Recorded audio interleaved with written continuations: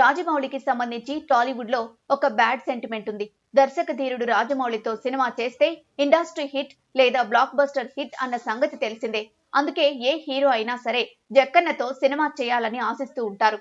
కానీ ఆయనతో సినిమా చేశాకే ఆ హీరోకు అసలు పరీక్ష మొదలవుతుంది.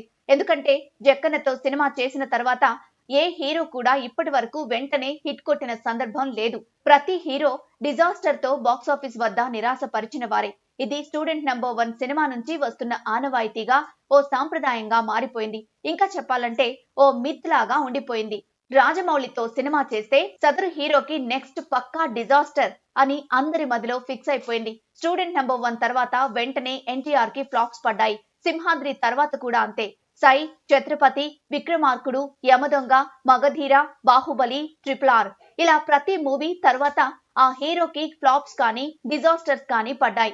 ఎన్టీఆర్ తో పాటు ప్రభాస్, రామ్ చరణ్ లాంటి స్టార్స్ కూడా ఆయన శాపం బారిన పడ్డారు. అయితే ఇన్నాళ్లకు ఆ సెంటిమెంట్ ని బ్రేక్ చేశారు ఎన్టీఆర్. RRR తర్వాత ఎన్టీఆర్ నటించిన మూవీ దేవర. ఇదే RRR తో నటించిన మరో హీరో రామ్ చరణ్ తన తర్వాతి మూవీ ఆచార్యతో డిజాస్టర్ అందుకున్న విషయం తెలిసిందే. సో దేవర కూడా అదే బాట పడుతుందని ఎన్టీఆర్ ఫ్యాన్స్ తెగ భయపడిపోయారు. కానీ నిన్ననే రిలీజ్ అయిన దేవర మంచి టాక్ తో దూసుకుపోతోంది. ఫైనల్ గా బ్లాక్ బస్టర్ అవడం ఖాయంలా కనిపిస్తోంది.